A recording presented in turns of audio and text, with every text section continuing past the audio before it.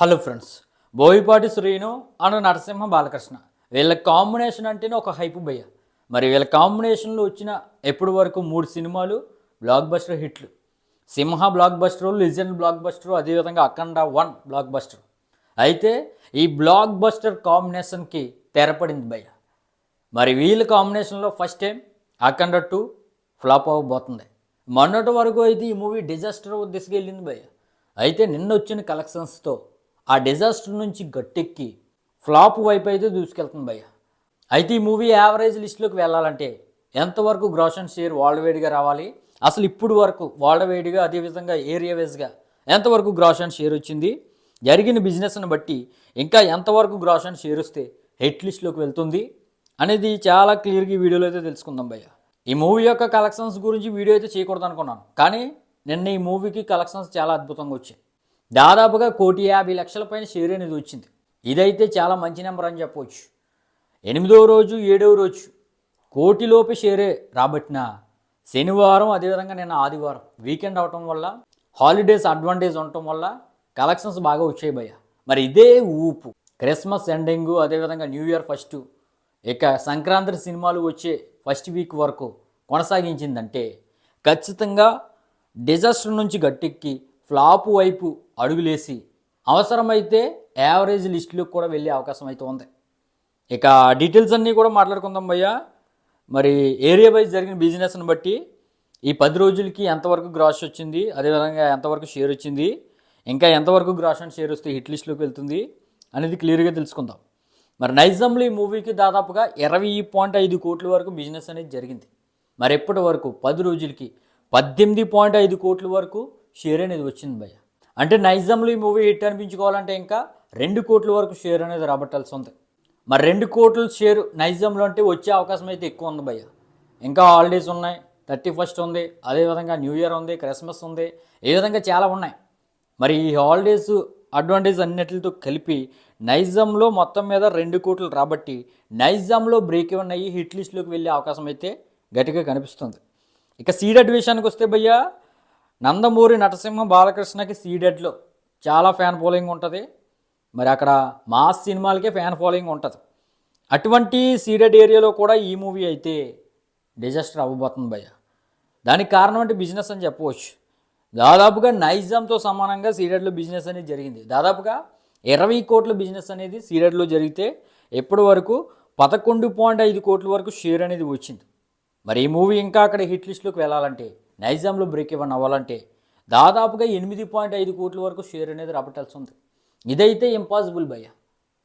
ఏమన్నా losses cover చేసుకోవడం తప్ప ఈ 8.5 కోట్ల షేర్ని రాబట్టి బ్రేక్ ఈవెన్ అవ్వడం అంటే కష్టమే. మరి 8.5 కోట్లు ఎందుకు రాబట్టదురా అని కొంతమందికి డౌట్ రావచ్చు భయ్య. 8.5 కోట్ల షేర్ రాబట్టాలంటే 15 కోట్ల పైన గ్రాస్ రాబట్టాలి. కాబట్టి సీడెడ్లో ఈ మూవీ డిజాస్టర్ అవ్వబోతుంది. ఇక ఉత్తరాంధ్ర విషయానికి వస్తే 11 కోట్ల వరకు బిజినెస్ అనేది జరిగింది భయ్య. ఉత్తరాంధ్ర అంటేనే క్లాస్ ఏరియా, ఫ్యామిలీ ఆడియన్స్ ఎక్కువ చూసే ఏరియా. శ్రీకాకుళం, విజయనగరం, విశాఖపట్నం ఉమ్మడి జిల్లాలు. మరి అక్కడ ఇంత బిజినెస్ జరుగుతుంది భయ్య ఇటువంటి మాస్ సినిమాకి. కోర్స్ డివోషనల్ సబ్జెక్ట్ ఉంది, కాంబినేషన్ హైప్ ఉంది, ఇవన్నీ ఉన్న సినిమాలో దమ్ము ఉండాలి కదా. మరి అక్కడ 11 కోట్ల బిజినెస్ జరిగితే 10 రోజులకి 5.3 కోట్లు మాత్రమే షేర్ అనేది వెనక్కి వచ్చింది. మరి అక్కడ బ్రేక్ ఏమన్నా అవ్వాలంటే ఇంకా దాదాపుగా 5.7 కోట్ల వరకు షేర్ అనేది రాబట్టాల్సి ఉంది. అంటే అక్కడ సగం కూడా షేర్ అనేది రాబట్టలేకపోయింది భయ్య. సగం కూడా ఈ మూవీ అయితే రాబట్టలేకపోయింది. కాబట్టి అక్కడ అల్ట్రా డిజాస్టర్ అవ్వబోతుంది ఉత్తరాంధ్రలో. ఇక ఈస్ట్ విషయానికి వస్తే దాదాపుగా 7.2 కోట్ల వరకు బిజినెస్ జరిగితే ఎప్పటి వరకు 4.2 కోట్ల వరకు షేర్ అనేది వచ్చింది. మరి ఈస్ట్లో బ్రేక్ ఏమైనా అవ్వాలంటే ఇంకా 3 కోట్ల వరకు రాబట్టాల్సి ఉంది. మరి ఇంపాసిబులే. ఈస్ట్లో కూడా ఈ మూవీ అయితే ఫ్లాప్ అవ్వబోతుంది. ఇక వెస్ట్ విషయానికి వస్తే 5 కోట్ల బిజినెస్ జరిగితే 3.5 కోట్ల వరకు షేర్ అనేది ఇప్పటి వరకు వచ్చింది. మరి అక్కడ బ్రేక్ ఏమైనా అవ్వాలంటే ఇంకా దాదాపుగా 1.5 కోట్ల వరకు షేర్ అనేది రాబట్టాల్సి ఉంది. మరి వెస్ట్లో బ్రేక్ ఏమైనా అవ్వదు, కానీ కొంచెం లాసెస్ అయితే తగ్గే అవకాశం అయితే కనిపిస్తుంది. ఇక గుంటూరు విషయానికి వస్తే దాదాపుగా 8 కోట్ల వరకు బిజినెస్ అనేది జరిగింది భయ్య. మరి ఎప్పటి వరకు 5.3 కోట్ల వరకు షేర్ అనేది వెనక్కి వచ్చింది.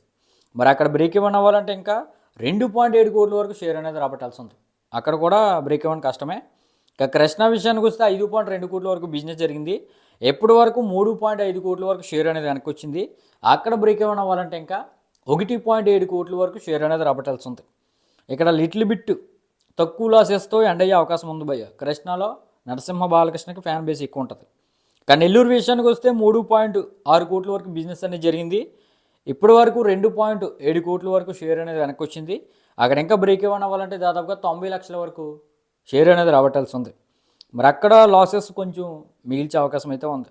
ఓవరాల్గా బ్రేక్ ఈవెన్ అయ్యే అవకాశాలు ఉన్న ఏరియాలు అంటే భయ్య నెల్లూరులో లిటిల్ బిట్ లాసెస్ ఉన్నా బ్రేక్ ఈవెన్ అవుతుంది. కృష్ణాలో అంతే, కొంచెం లాసెస్ ఉన్నా బ్రేక్ ఈవెన్ అయ్యే అవకాశం ఉంది. కానీ నైజాంలో అయితే ఆల్మోస్ట్ లాసెస్ ఏం లేకుండా బ్రేక్ ఈవెన్ అయ్యే ఛాన్సెస్ ఎక్కువ ఉన్నాయి. మిగిలిన ఏపీ అండ్ తెలంగాణలో ఎక్కడ చూసుకున్నా ఈ మూవీ బ్రేక్ ఈవెన్ అయితే అవ్వదు భయ్య.